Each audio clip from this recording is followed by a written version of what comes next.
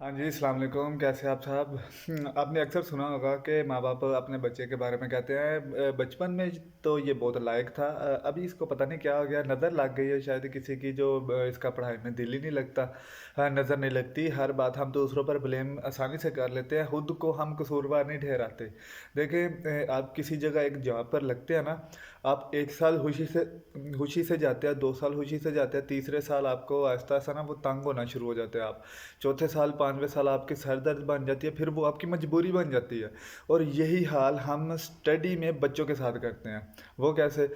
सुबह उठना, बच्चे ने नाश्ता करना, स्कूल जाना, स्कूल से सीधा ट्यूशन जाना, जो कि सबसे बड़ी एक नाकामी की वजह हमारी। और माँ बाप क्या कहते हैं, हाँ ठीक है, वो एक ही दफ़ा ना काम ख़त्म करके घर पे आएगा। वो हम लोग काम ख़त्म करते हैं, हम लोग ये नहीं देखते कि इससे बच्चे की लाइफ पर क्या असर पड़ रहा है। नहीं, वो हमें नहीं देखना, क्योंकि वो उधर ही जाए काम ख़त्म करके आएगा।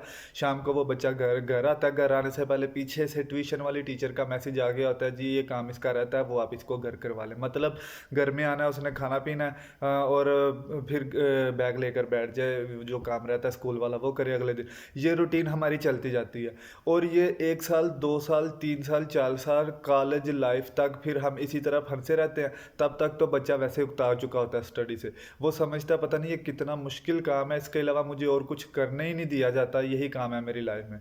हम अपनी लाइफ में बच्चों को स्पोर्ट्स की तरफ नहीं लाते। हम कहते हैं कि तुमने कौन सा टीवी में आना है या इंटरनेशनल क्रिकेट खेलनी है, फुटबॉल खेलना है, जो तुम ये कर रहे हो, तुम अपना टाइम ज़ाया कर रहे हो, तुम स्टडी की तरफ ध्यान दो। हालांकि स्पोर्ट्स की तरफ अगर वो आएगा, उसका माइंड फ्रेश होगा, तो वो स्टडी भी साथ साथ अच्छे से करेगा। अगर वो उसके लिए स्टडी ही सर दर्द बन जाए, तो वो किस तरह कामयाब होगा?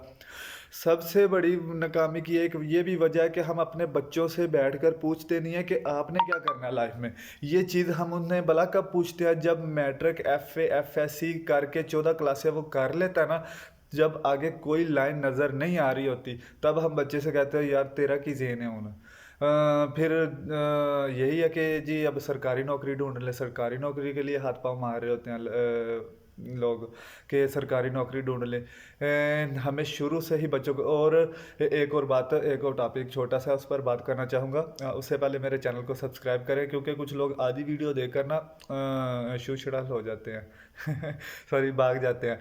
तो ना बात कुछ इस तरह के, आजकल ना माँ बाप अपना ध्यान हटाने के लिए ना, कहा जाता है इस तरह कि अपना ध्यान हटाने के लिए बच्चों को मोबाइल पकड़ा देते हैं, बच्चे मोबाइल के आरे लग जाते हैं और माँ बाप अपने कामों में लग जाते हैं। तो ये चीज़ अच्छी नहीं है, मुझे समझ नहीं आती ये चीज़ क्यों नहीं अच्छी है। देखिए अगर बच्चे को मोबाइल दिया है, तो वो माँ बाप को अब तंग नहीं कर रहा, तो ये चीज़ कल को उसकी सीवी में ऐड होगी क्या?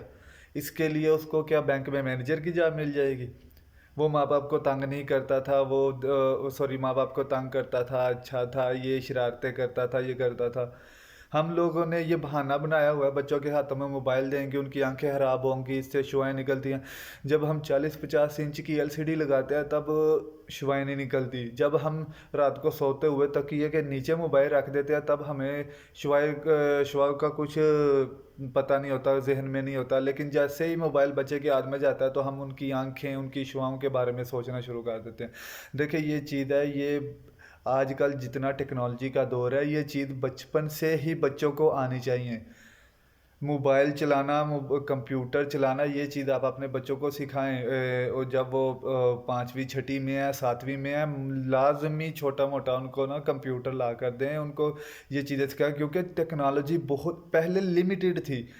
पहले ये था मैट्रिक कर लिया, फिर कर लिया, चलो ये एक कोर्स है कंप्यूटर का, ये कर लो। लेकिन अभी वो एक कोर्स नहीं है, अभी इतना वसी हो चुकी है ये टेक्नोलॉजी, इसलिए इसके लिए उम्र भी ज़्यादा चाहिए इसको सीखने के लिए। और जितना आपके पास हुनर होगा, जितना आप सीख रहे होंगे, उतना ही आप आगे जाकर कामयाब हो जाएंगे।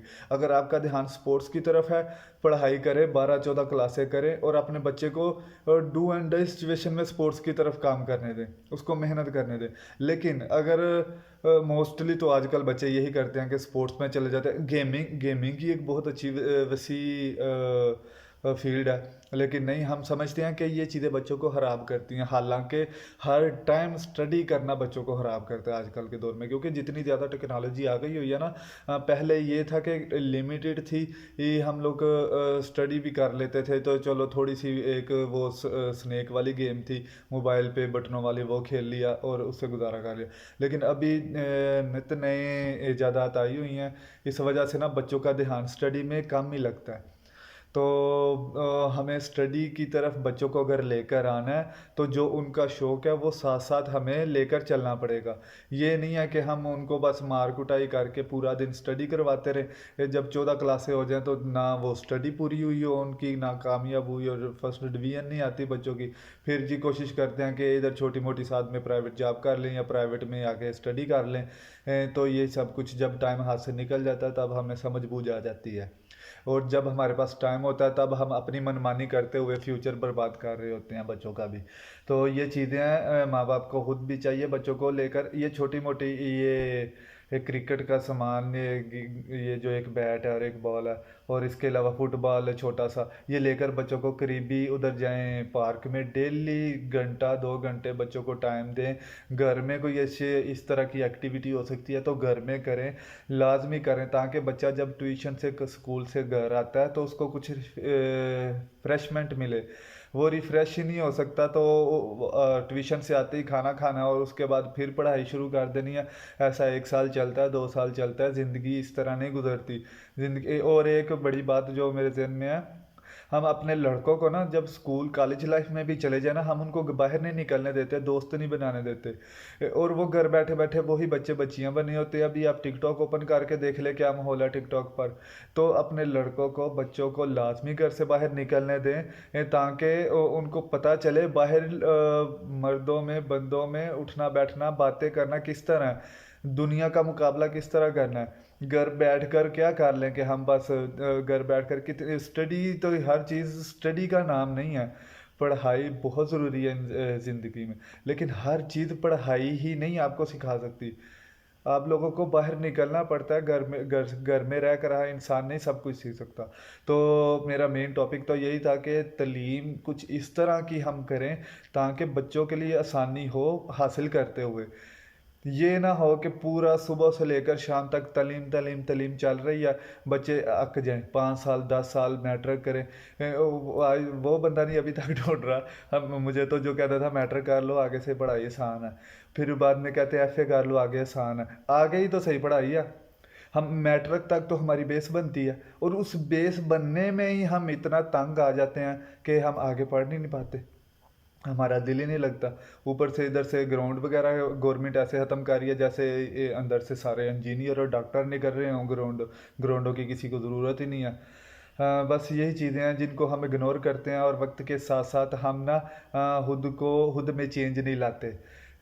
हमें ये स्पोर्ट्स जितनी तालीम ज़रूरी है ना लाइफ में, उतना ही इंसान के लिए दूसरी एक्टिविटीज़ भी ज़रूरी हैं। अगर खाली तालीम ही तालीम होगी तो पढ़ाई एंड तक नहीं जा पाती।